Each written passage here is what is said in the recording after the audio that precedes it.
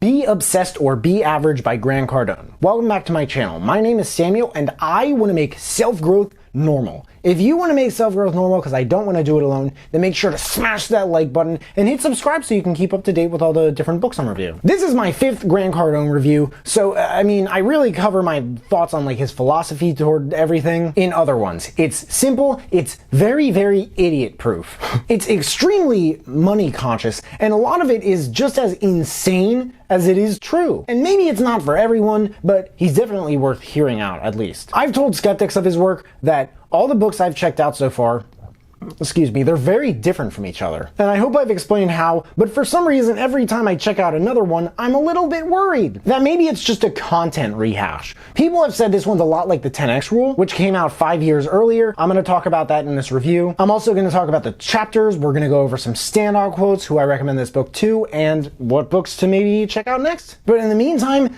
please make sure to smash that like button.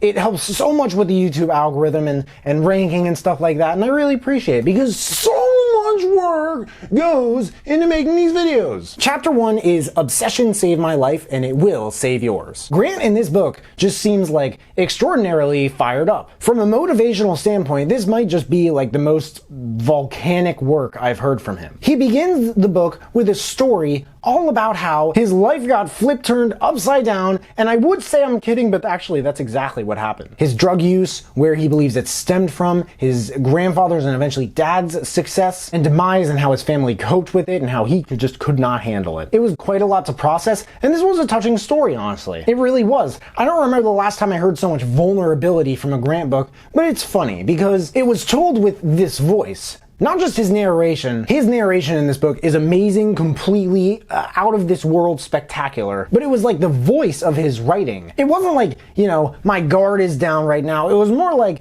if you just walk through this storm with me, it's worth it. Chapter 2 is Obsess is Your Only Option. Now, fulfilling your potential, success not being in the journey like people say it is, pushing the opinions of naysayers to the side, this stuff has all been talked about in Grant by so many of his books. Looking at the chapter names, I was like, okay, is this repetitive, redundant, or both? Then he starts shooting us with statistics. And I think a focus on money is super constant in this book because not many people are rich, but the richest people in the world are obsessed with money. And most people in general have problems with money. Strangely, some of these have gotten a lot better, some of them have gotten worse. I wanted to look at sort of a more updated list of these things. So here are some today. Our country, with the college debt, it's now at $1.7 trillion with a T. With a T.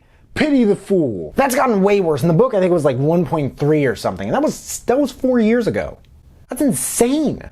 $100 billion every year. I saw a bunch of different sources, but as high as 80% of Americans are living paycheck to paycheck. As of December 2020, it's now 63. Sure, that's better, but it's during a global pandemic recession. So I don't know about you, but I would expect it to go way further down than just 17%. I don't remember where he found that half of Americans, over half of us, are relying on government assistance, but I found that 20% of Americans rely on welfare. Isn't that high? Chapter 3 is what to be obsessed with. I will say this, I wish he answered this question more thoroughly, but here's one part that stood out to me. This is pertaining to how jacked up this book's energy is. The world needs more people who are obsessed, passionate, driven, dedicated, all in, committed, relentless, people that are alive. You can't buy those things at a grocery store. You can't fake that. You cannot learn that at college. Take that, traditional education. Chapter 5 is Feed the Beast. I love this chapter. I love it. This is about optimizing your upside. The next chapter is about minimizing your downside.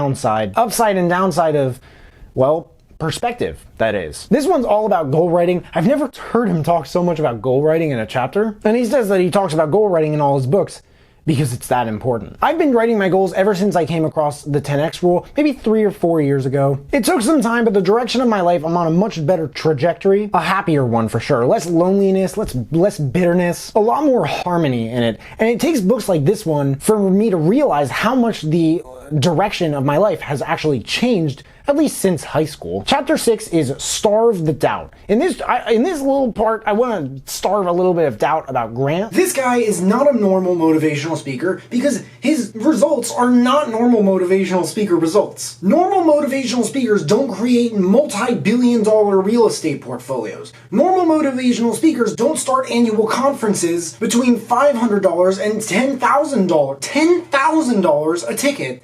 And amass audiences of 35,000 people. That's somewhere between $17.5 and $350 million. Just one conference. It's a big conference.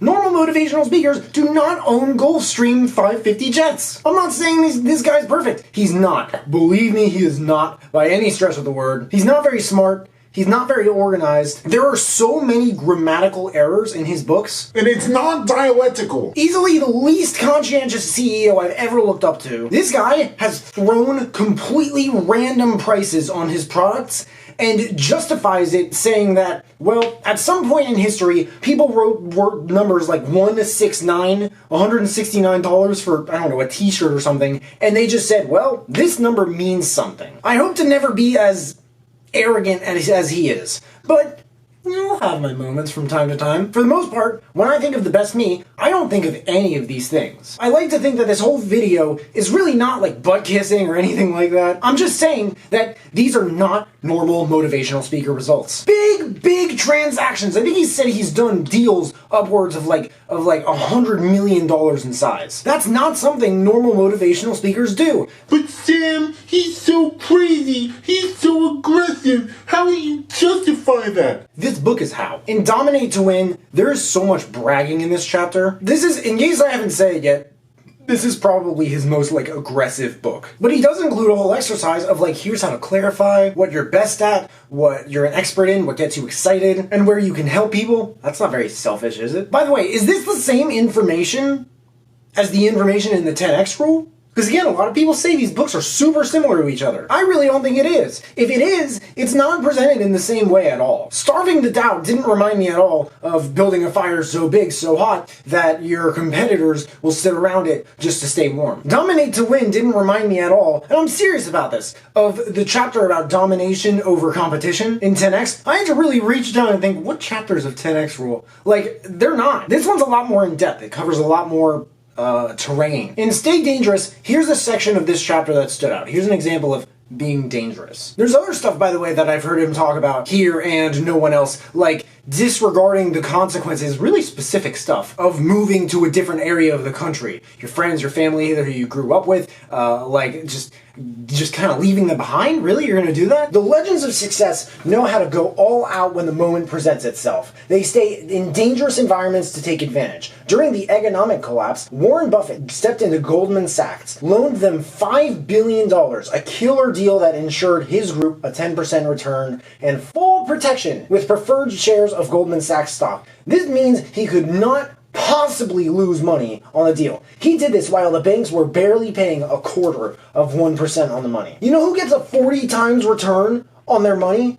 The most dangerous person in the space. And by the way, Warren Buffett looked like a grandpa. Warren Buffett's 90 years old. I think he's aged well. The next chapter is called Obsessed with Sales. There are people who hate sales. They hate salespeople. I'm a salesperson. So I like salespeople. I try to do a lot of research so I can stand out, as I myself am not a fan of lame, corny salespeople. But the fact of the matter is that you will never get anything in life without some form of selling. Selling is how we get what we want. And by we, I don't mean salespeople. I'm not talking about salespeople. I'm not talking about YouTubers. I'm talking about humans.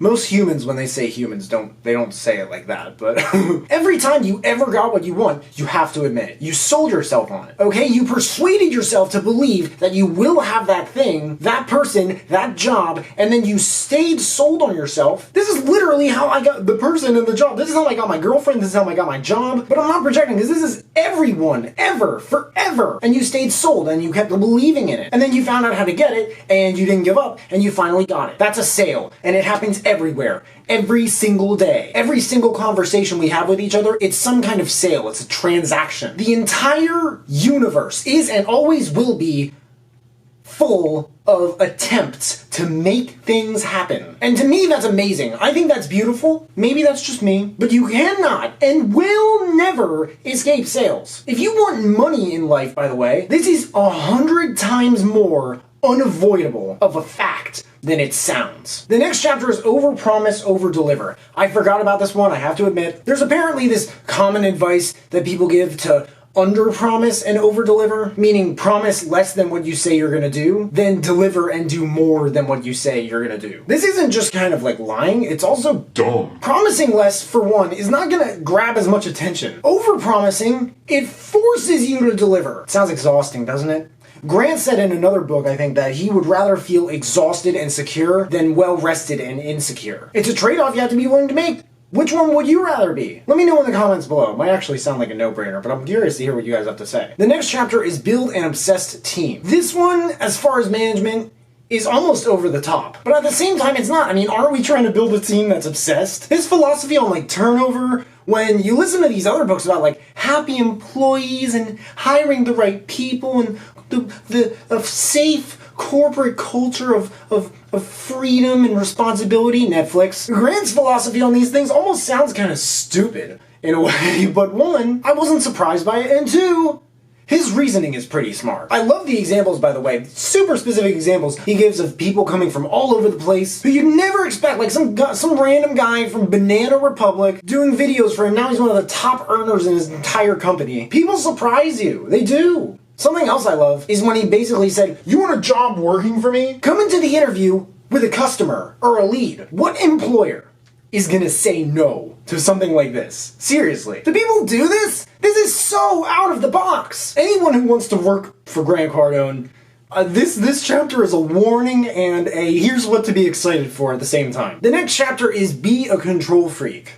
Like, it's like, it almost sounds kind of over the top. But by the end of this chapter, you might think, hey, maybe control's a good thing. Here's a part that stood out in this chapter. The people who complain about control are the people who refuse to exert control over their environment and then resent their environment. People who misused control in the past will refuse to take control because they don't trust themselves to use control for the good of others. People who've had and misused power don't want power again. The next few chapters are about obsessed with persistence and obsessed forever. I don't really know the difference between those two. Those I've simply heard before. Investing in courses, not giving up, investing in coaches, his decision to buy a Gulfstream. I don't know if these are just like reminders, but I have heard them from Grant before. Quotes. The beautiful thing about the bottom is that it gives you a place to launch from. Why settle for one color when you can have the rainbow? Is it any surprise that those with the smallest goals in life have the biggest problems with money? The people who love me listen to me 2 hours a day. The people who hate me listen to me 4 hours a day. $57 can't solve any problem that you or I have without leaving us with another problem. The guys who do nothing always get very complex. I don't need another app.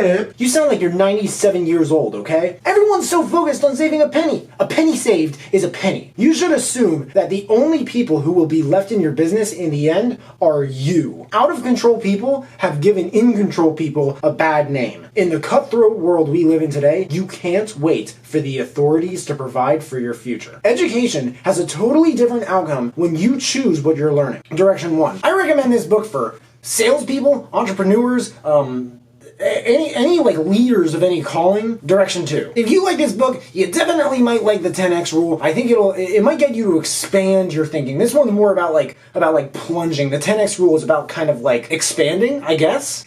Not business wise. That book is not going to teach you about scaling and stuff like that. Be Obsessed or Be Average by Grant Cardone. There's a link in the description if you guys want to check out and read the reviews. That and all the other books that I mentioned in this video if you want to check those out too. Sorry if I'm talking fast, my camera's dying. If there are any other books that you guys want me to check out and review, please let me know in the comments below. Also, let me know if you checked out this book and you liked it. But hey, make sure to smash that like button, subscribe if you haven't already, because I don't get why people watch this far into my videos and they don't subscribe. But if you have subscribed and you want to turn up just a notch and turn on that notification bell to get a notification whenever I drop new videos, that would mean the world to me. Thank you guys so much for watching. I really appreciate it. You can find me everywhere, and I will see you then.